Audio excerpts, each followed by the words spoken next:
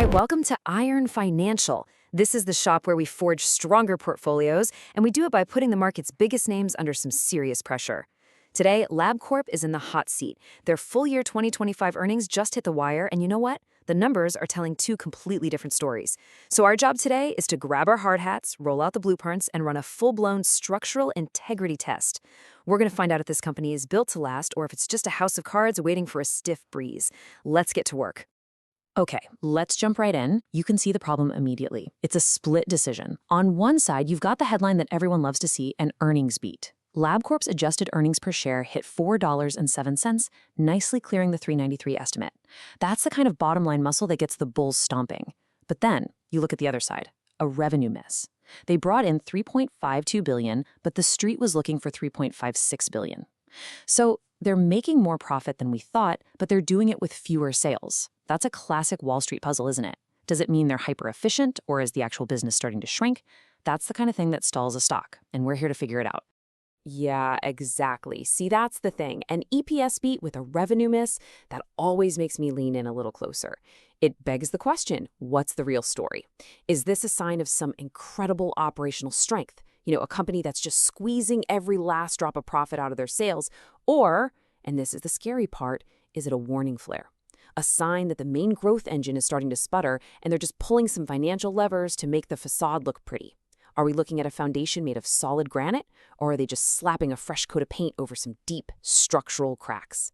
That's what this test is all about. And this is how we're going to do it. Here's our blueprint for the day. We just touched on that conflicting report card. From here, we're going to get our hands dirty and really analyze the revenue engine, see where the true power is coming from. Then we'll shift gears to forging profits and margins to figure out how they actually pulled off that earnings beat. After that, we put the foundation itself on the stress test machine, a hard, cold look at the balance sheet. Then we'll look at their blueprint for 2026. And finally, we'll lay it all out with the iron financial verdict. Let's get into it. All right, part one, let's inspect this revenue engine. Now, despite that Q4 miss, we have to zoom out. You can't judge the integrity of a whole skyscraper based on one cracked window.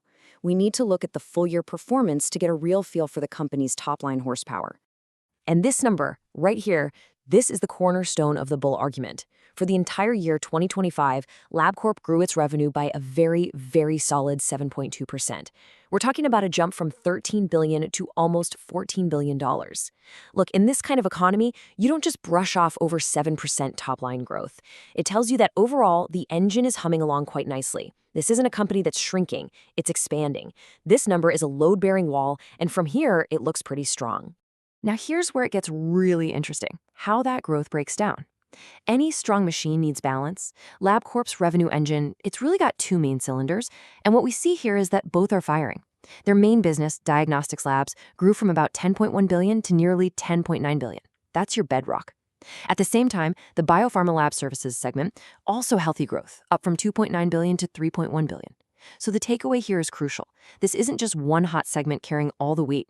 The growth is broad-based, and that adds a serious layer of stability to that headline 7.2% number. Okay, hang on a second. Broad-based sounds nice and all, but solid doesn't mean it's perfect. I see those two cylinders, but are they really firing with equal power?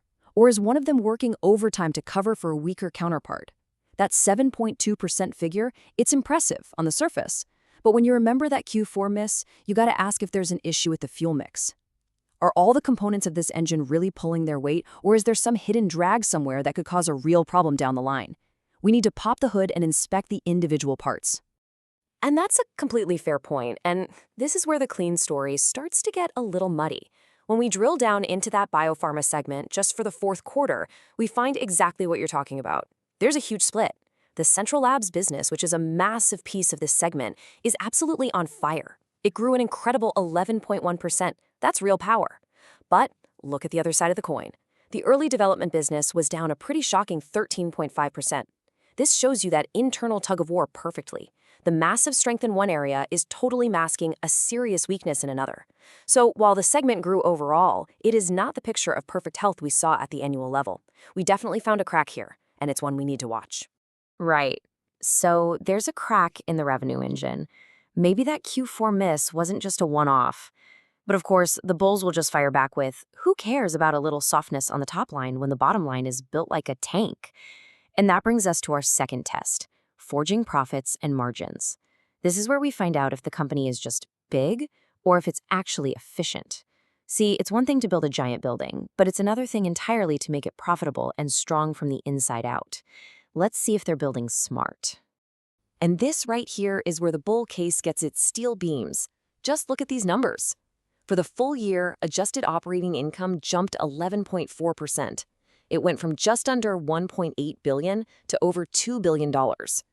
That's growing significantly faster than revenue. So how'd they do that?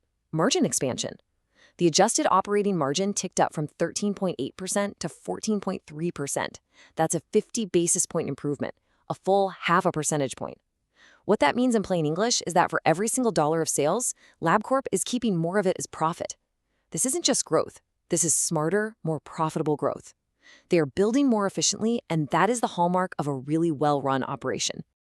And all of that smart work flows directly down to the one number that shareholders care about most. The full year 2025 adjusted earnings per share, it clocked in at $16.44. That is a huge jump from $14.57 in 2024. We're talking double-digit growth on the bottom line. So yeah, we can ask questions about the revenue engine, but the profit machine is absolutely humming. This is the heart of the bullish argument. The company is delivering where it matters most, turning sales into cold, hard cash for investors. Okay, profits are strong, I'll give you that, but, a beautiful skyscraper with a faulty foundation is really just a tragedy waiting to happen. Profits are great, but they don't mean a thing if the company is drowning in debt or just burning through cash to get there. So now we move to the most critical part of our whole inspection, the financial foundation. Let's put this balance sheet under some real pressure and see if it can actually hold the weight of the company's promises. And the first pillar of that foundation looks about as solid as you can get, free cash flow. This is the oxygen for a company, the actual cash it has left over after paying for everything it needs to run and grow the business. For the full year, Labcorp generated $1.21 billion in free cash flow.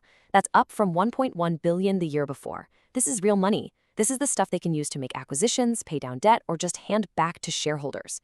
A company that gushes this much cash has options. It has flexibility. It has strength. This is the bedrock.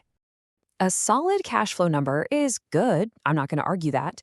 But cash flow doesn't exist in a vacuum, right? It's just one measurement on a much larger, more complicated blueprint.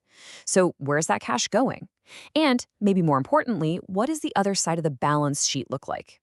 It's time to go in and check the actual load-bearing walls. $1 billion in cash sounds fantastic until you see the size of the mortgage it's supporting. Okay, and there it is. This is the number that just stops me in my tracks. At the end of 2025, Labcorp had just $532 million in cash. Now, let's compare that to the liability side of the equation. Total debt of $5.58 billion. You do the math, that's more than 10 times the amount of cash they have on hand. Sure, $1 billion in free cash flow is strong, but it's being generated by a company with a significant debt load. This is a potential structural weakness, a big one. Think about it. If interest rates stay high, or if that cash flow even hiccups for a quarter, that debt goes from being manageable to being an absolute anchor around their neck. This right here is a major crack in the foundation. It's a leveraged balance sheet, no question. But you have to look at what they're doing with their capital. That debt isn't just sitting there collecting dust. In 2025 alone, they put that cash to work in 3 key ways. They give a huge chunk back to shareholders, $450 million in buybacks to boost the stock price, and another $240 million in dividends. And they're still playing offense, spending nearly $600 million on acquisitions to get bigger and stronger. The bull argument here is that they're using debt as a strategic tool to fuel growth and reward shareholders, which is exactly what a healthy, ambitious company is supposed to do. They're building, not just treading water. I see strategic allocation, but I also see this. While the company is out there buying back its own stock, the guy in the corner office, CEO Adam Schechter, he's selling. He cashed out nearly $1.5 million worth of his own shares just this past February. Now look, insiders sell for all kinds of reasons, but the optics are just never good. When the captain of the ship is selling his personal stake, it makes you ask, how confident is he really in the long-term integrity of the vessel? Especially when you're staring at a $5.5 billion hole in the hull. It's a red flag. You just can't ignore it. That's a valid point, and insider sales are always part of the equation. But the most direct signal we get from management isn't what they sell, it's what they promise to the entire market. And that brings us to part 4, the blueprint for 2026. Let's look at the official guidance, what management has actually put down on paper for the year ahead. This is their public forecast of where this company is going. And this comparison tells you a lot about their confidence. Labcorp is guiding for 2026 adjusted EPS to fall somewhere between $17.55 and $18.25. The middle of that range is $17.90. Now compare that to what Wall Street was expecting, a consensus number of $17.52. So even the low end of Labcorp's guidance basically meets expectations, and the midpoint confidently beats it. This is management planting a flag and telling the world, we think you're underestimating us. That's a pretty powerful signal of internal confidence. Let's lay out the whole blueprint here. They see revenue continuing to climb, about 5.4% at the midpoint. They expect adjusted EPS to grow by a very strong 8.9%. And maybe most importantly, they see that free cash flow, the bedrock of the whole foundation, growing by another 7.8%. So the picture they're painting for 2026 isn't just stable. It's one of steady, profitable, cash-gushing growth. They're telling us the structure is sound and they plan to keep building on top of it. And that brings us to the end of the line, the iron financial verdict. We've taken a hard look at the revenue engine. We've tested the profit margins, and we've put the financial foundation through a serious stress test. We've seen the solid steel beams, and we've identified the hairline cracks. So now it's time to weigh all the evidence and decide, is this a solid investment, or is it a disaster waiting to happen? Okay, let's put it all on the table. The bull case, the foundation, is built on that rock-solid 7.2% full-year revenue growth and even stronger double-digit EPS growth. They're making more money on every sale, they're generating over $1 billion in free cash, and they've issued guidance for next year that beats Wall Street. That's a pretty solid blueprint for a fortress. But you can't just ignore the cracks. It all started with that Q4 revenue miss, which is being caused by a real, quantifiable weakness in their Biopharma early development segment. That's a negative 13.5%. That foundation is also carrying a massive $5.5 billion debt load, which is a huge risk. And for the cherry on top, the CEO himself is cashing out. That's a laundry list of warning signs that tells me this structure might not be as sound as it looks from the outside. So, what's the final call? A fortress or a fixer-upper? For my money, the numbers point to a fortress that's still under construction. The core structure, that gusher of free cash flow, the expanding margins, the consistent earnings growth, that's a solid foundation of pure operational excellence. The debt isn't an anchor, it's a tool they're using to build higher. For me, that confident blueprint for 2026 says it all. The cracks are there, but I think they're cosmetic. And I just see it differently. I see a fixer-upper. It's got a great address, but a questionable foundation. That revenue engine is showing signs of sputtering, and you can't just rely on cutting costs forever.